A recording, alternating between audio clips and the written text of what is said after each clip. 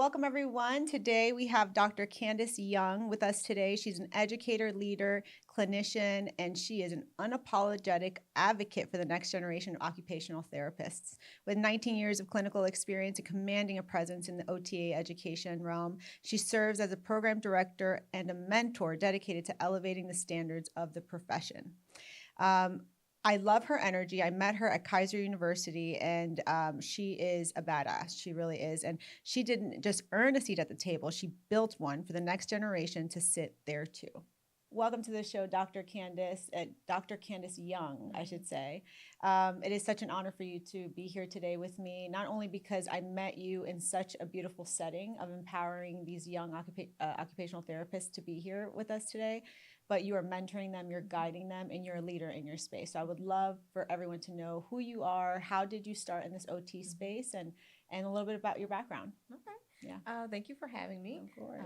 Of course, a little bit about myself. I am from a small town in Mississippi, and I got into the field because I actually love helping people. I didn't know I did. I'm a shy person by nature, but I went into one of the universities and I said, "Oh, okay. Well, what do you have that's open?" Because I wanted to be a nurse initially, and they said, "Well, we have OTA available." And I was like, "Well, what's that?" And they sold it to me, and I was like, "That's great." And I said, "Just sign me up." And I fell in love with OT from the first class.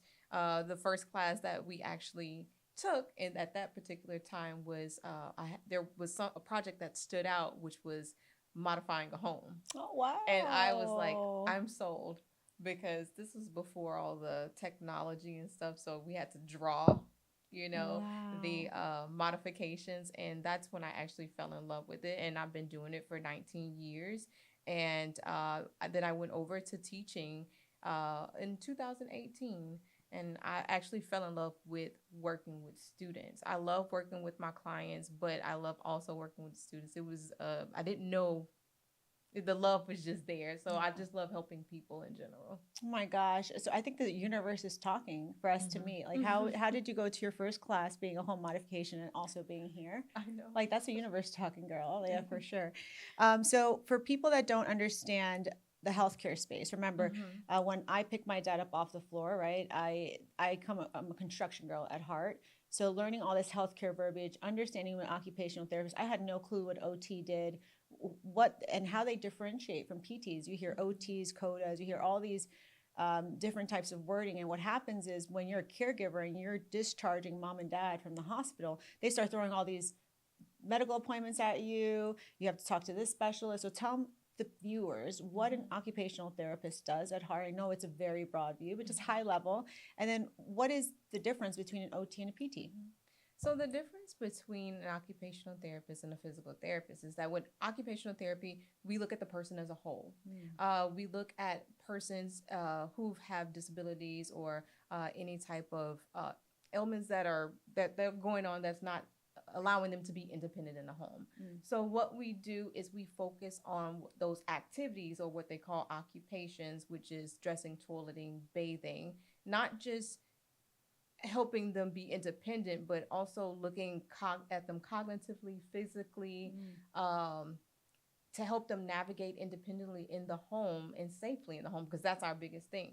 When we look at PT or physical therapy, they focus on the balance, the strength, the coordination. Although we do those same things, we just take the whole person and work with them, trying to be independent as possible, so they can be safe in the home and age in place successfully. I love that.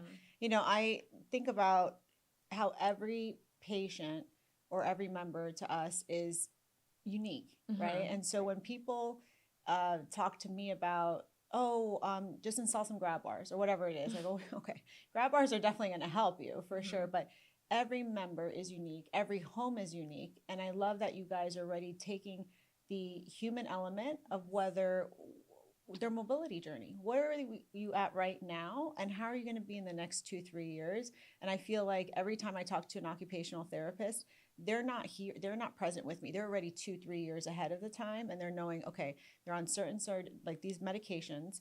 This is their mobility journey. This is what they're using to mobilize. And this will be the future for them, right? And I love that because aging is a journey, right? Aging And is a so journey. I love that. Yeah. So right person, the right position, girl. I love having you here. Thank you. What are the earliest warning signs that an older adult may know that you're no longer safe at home? Some early warning signs that I would say, because sometimes the older adult won't know. Yeah. It's the family sometimes that may notice certain things as well. Mhm. So it may be things like bumping into things, maybe a higher risk of falling, forgetting things, forgetting to turn off the stove, forgetting to take medication. Those are some early warning signs where I think there needs to be some intervention, in order to prevent a fall and to help them still be independent in the home and be safe in the home as long as possible. Mm-hmm. And what about like medication management? Like, let's say you start every time my dad would be discharged from the hospital, his medications change. So, is that something that an occupational therapist would help them also kind of get that all settled? Can you walk me through that? Yes, so we Okay. can also help with medication management. That's one Okay. of our scopes that we, help our populations with. So, with far as medication management, we may suggest things like pill organizers, and every patient's different. So, all pill organization organizers are different. Mm-hmm. So, depending on the person, their diagnosis, their underlying conditions, what type of pill organizer, putting them on a time medication regime, or having a dispenser for pill organizations, or having, let's say, Checklist. a checklist. Yeah, There yeah, you it's go, called a a checklist. Yeah, checklist, yeah, yeah. a checklist. Mhm. And also being able to have the family be a collaborative partner in that, so they can make sure that their loved ones are taking the medications, because you can have someone that is taking medication who have a cognitive decline, may take multiple medications, and it also can lead to a fall. A fall risk, yeah, no. And falls are obviously, as you know, the leading cause of deaths in our senior community. And my dad, and I always will go back to my dad, you'll notice, because that's just the caregiving journey that I had. Picking him up off the floor, I realized that fall changed everything. It really did. And what are some fall risks in the home that you've seen as an occupational therapist that could be preventable, right? And, those at the heart of what we do is making sure that when the fall happens, for it not to happen again or minimize the risk of it. But as an occupational therapist, what do you study on the fall side, and what's one thing that we could prevent that fall in at home?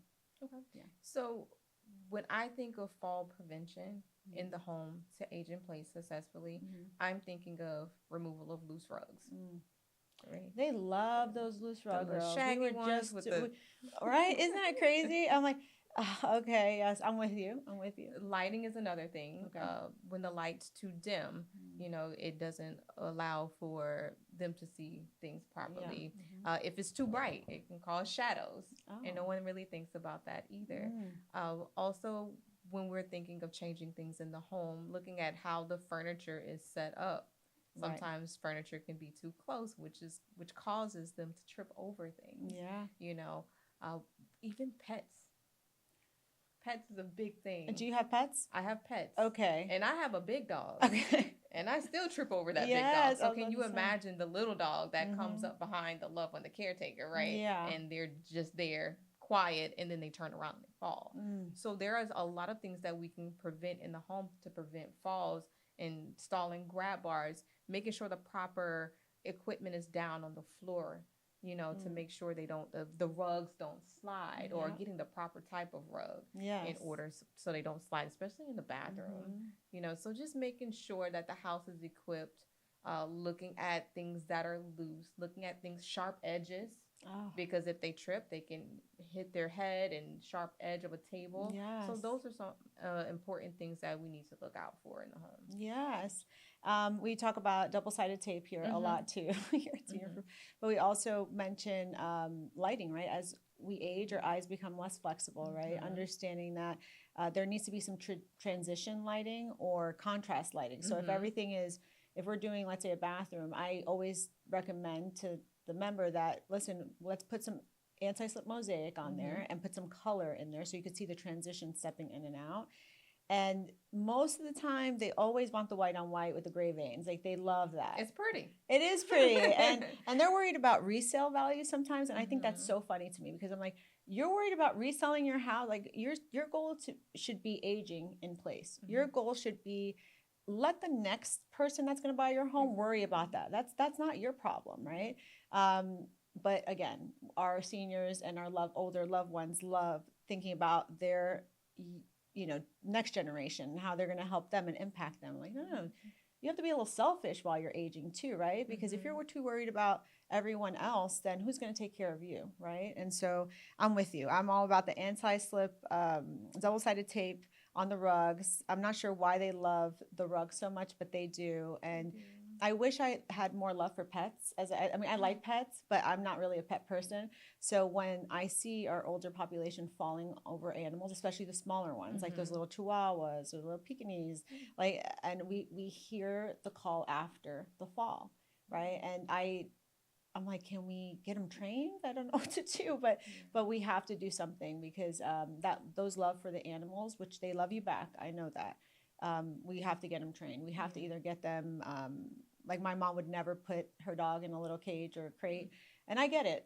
That's their little humans. But I'm like, you're gonna fall. You're gonna hurt yourself if you don't make that right, right? But oh, I'm with you. You're the right person in the right position, girl. I'm so glad that you're here. Let's talk about. You talked about aging in place. You talked about home modifications and Mhm. improving independence. Um, let's talk more about bathing and just accessing around the house, having that accessibility throughout the house. Creating a safe space is what we need to focus on as our aging parents are growing older. But how do you have that uncomfortable conversation with them? How do you how do you combat that? I look, I'm probably going to get in trouble for this. Okay, it's okay, girl. But it's one of those things that it's a hard conversation. Mm, We're kind of going through this right now. mm, Me and my sister are like, how we're going to have these hard conversations mm, because there's some things that need to be in place to prevent a fall. mm, And I don't know with, as we age, we become a little bit more prideful or we're trying to keep on to that, hold on to that independence mm, where we don't want to change those things up. mm, So it's all about trying to have a conversation and being collaborative with the parent or the loved one. Um, we've tried that. We've done it, and partially yes, it's successful, but it's also like okay, well, like you said, they don't want to change certain things or they want the aesthetics, right? The white on the white. And yeah, I'm like, oh, well, yes, I understand that. We can get some really nice things, and make it look really cool, yeah, but it still will help you be safe mm, while you're taking a shower, while you're getting up out of bed, mm, while you're reaching into the cabinet, into the kitchen. There's mm, no way you should be leaning on things. There's no way you should be holding on to things while you're trying to do your daily routines. mm, Where we become familiar, and it even goes back to what are some of those early signs when they're holding on to things just to get from one place to the other in the house. that is a warning That sign. is a warning Yeah. sign. And that also can prevent us from doing our occupation successfully Mm, because as we get older, we get a little bit more fatigued. We get yeah. more tired. Mm, Our endurance is not as high as it was when we were younger. mm-hmm. So, safety is a big part. Collaboration with the adult, the aging adult, is really important. And just not saying you need to do this, Mm, not just trying to what I call the takeover spirit. yeah. Just Yeah. say this is what we're gonna do. Let's look at some options, Mm. And then you pick them, and then you pick right? them. It reminds me of the conversations that I would have with my dad. In fact, I would remember driving up to Orlando, and that's where he lived, and I would park my car right behind his, and Mm-hmm. I noticed that one of the taillights were out. And then I turned the corner and there's a little scratch on the side. So I'm like, what happened? What happened here? Like, what? No, no, nothing happened. Nothing happened. Fast forward after he passed, my stepmom would tell me, yeah, he made me lie to you. He knocked into a light pole when he was backing out of Walgreens. And I just want to say, I kind of figured I put two and two Yeah. together, but having that conversation with him was very abrupt a lot of the times. And to your point, it was a lot of pride, ego, whatever you want to call it, a loss of independence. Like you said, I'm with you there. Um, but he was also a taxi driver in New York when he came here. So imagine driving in Queens, New York for all those years, and then me telling him, "I'm going to take your license away from you if Exactly. you keep you. It's okay for you to hurt yourself, but you can't hurt other people, right?" And being selfish. So we had that tough conversation a couple times, and yeah, it always ended up pretty bad, like he'd be yelling and screaming, but I was really just scared for his life, but also scared of people that are innocent around him Correct. driving. You shouldn't be driving knowing that you may be causing, and he limited it. We had somebody to come in and help part-time to help him drive to doctor's appointments. But is that something that occupational therapists also assess for? Like, do you ever assess? This is me just learning for driving cars or vehicles. Yes, we do. Okay. It's all about being proactive. Right. So there's different specialties in OT, and it takes us good certification to do the whole driving assessment portion of it. Oh, wow. But we also are taught to notice the signs. Yes. What are some of those signs? Some of the signs is, okay, if they're in rehab and they're doing functional mobility, walking with a walker, and we're navigating in through around the course, are they bumping into the wall? Just walking, Yes. So, it's a visual thing. Is it cognition? Is it, Right. have like some type of depth perception? Oh, wow. So it's those little things, Incredible. and I'm just like, oh, okay, well, they're doing this. Well, if they are bumping into a wall while walking, imagine if they're still driving, right? Or even if the cognition, just the sequencing of things, like can they do one step after another that's appropriate? Yes. Reaction time is another thing. So reaction time is, do they respond a little bit slower? Because typically as we age, those things do slow down, but it shouldn't be enough to where it causes other people to be in harm's way, especially with driving. Yeah.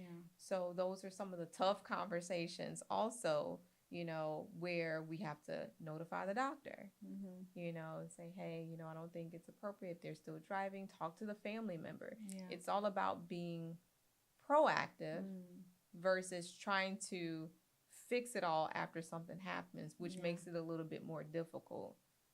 So, and this is why you're here today, because nobody is being proactive to aging. Nobody. We're getting calls after the fact all the time, and this is why we made this space. We made this space to be a resource to the caregiver, a resource to the community. And speaking of resources, are there any good occupational therapy resources online or anything locally that you would recommend? AOTA has a lot of good resources. Okay, what is that? What is AOTA? American Occupational Therapy Association. Okay, yeah. The website AOTA.org offers a lot of good information, a lot of good resources. There's also one that I like that we participate in and I take my students to. It's called CarFit, which is also hosted by AOTA and AARP. Okay. And what they do is we assist as OT clinicians, assist the AARP CarFit group in knowing if the person is fit to still drive. And if not, or if they need adaptations, these are some things that we can adapt to drive safely. So what we do is we have the person park. We ask a series of questions. I think it's either 12 or 15 questions. We check and see if they know where the blinkers are. Do they know where the lights are? Can they turn the windshield wipers on and off? At one point, we have them step out of the car. We look around the car. Are there any scratches on the car? How did that scratch get there? So we're asking those questions. And if they don't remember, that's also a concern too. Oh, you don't remember how that got there? That's a big old dent, So, and then we also teach them like the tread of tires. Very good. Tread of tires. Yes. We have like little tools and different things like that. Wow. And then what we do is we assess them how close they are. Some drivers drive too close to the steering wheel, while some may not drive close enough. Headrest. So we look at all of those things. That's one of the really big tools that I will always say look into, because when it comes to aging and driving, Mm. they don't want to give up the keys. Yeah. It's harder. It's an independence thing. Yeah.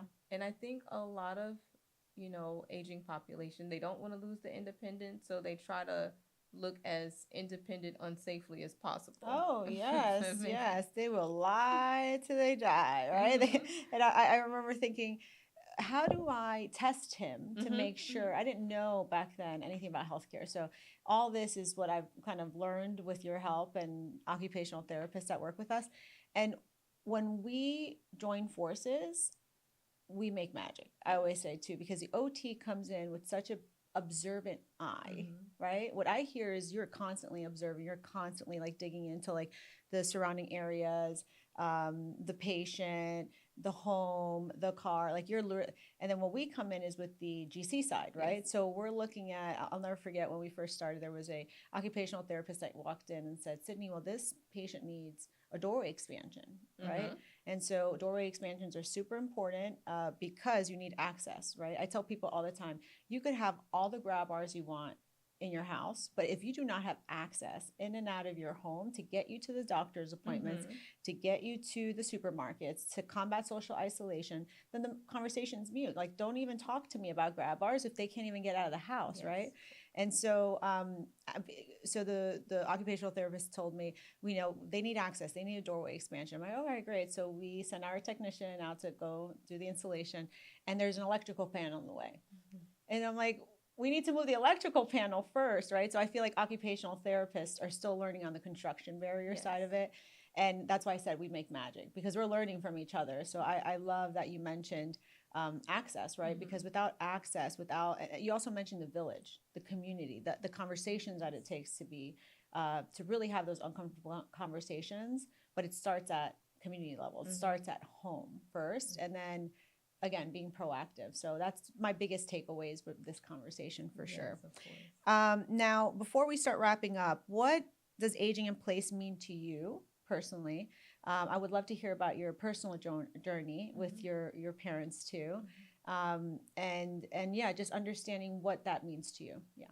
Aging in place means for a person that is aging to age successfully, independently, and safely in their home. Mm. And I think, or I believe that a lot of the aging population, um, they don't see themselves as independent if they have to use a tool. Mm.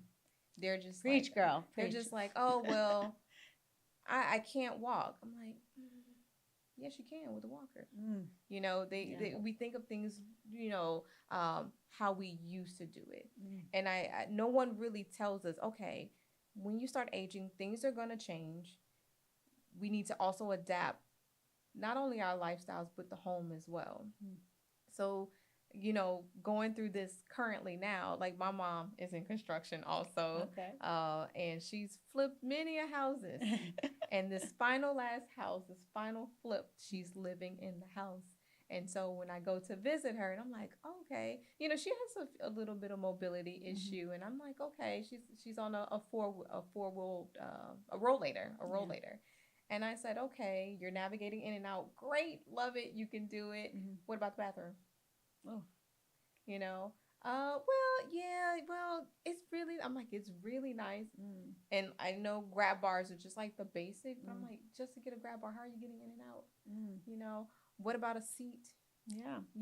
What about, and those are some things we need to make sure we're doing. What about taking things in the kitchen and bringing them at a hip level?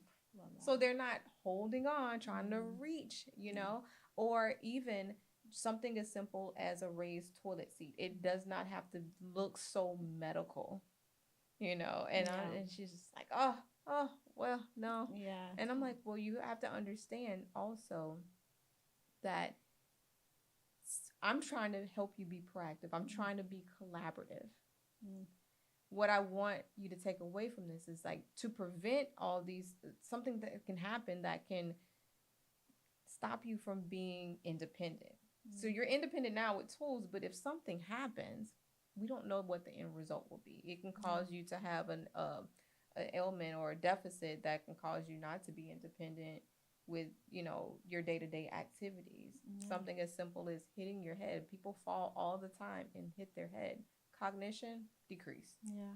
And as we age, healing is a lot slower. Yes. It's not a bounce back how we typically bounce back when we're younger. And that's a scary thing. And it's a scary thing for me, going through this now with aging parents. I say parents because it's my mom and my mother-in-law, aging parents. And as much as we try to give instruction or direction, the fight for them to be independent is to use nothing versus trying to adapt the home in order to continue to be safe and independent in the home. So it's a journey, and I understand it's a journey for a lot of people. It's a lot of hard conversations.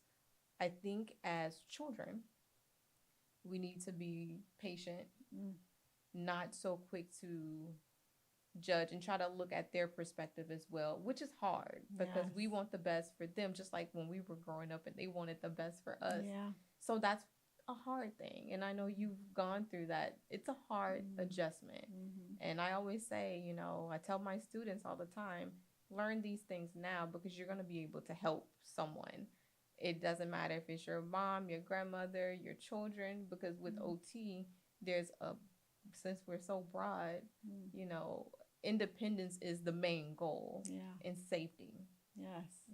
No, well, there's nothing I could top that for sure. No, but thank you so much for coming here today. Thank you for sharing your resources. We are so honored to have you here today, Dr. Young. Thank you so much for your time. And thank you for having me. Thank you.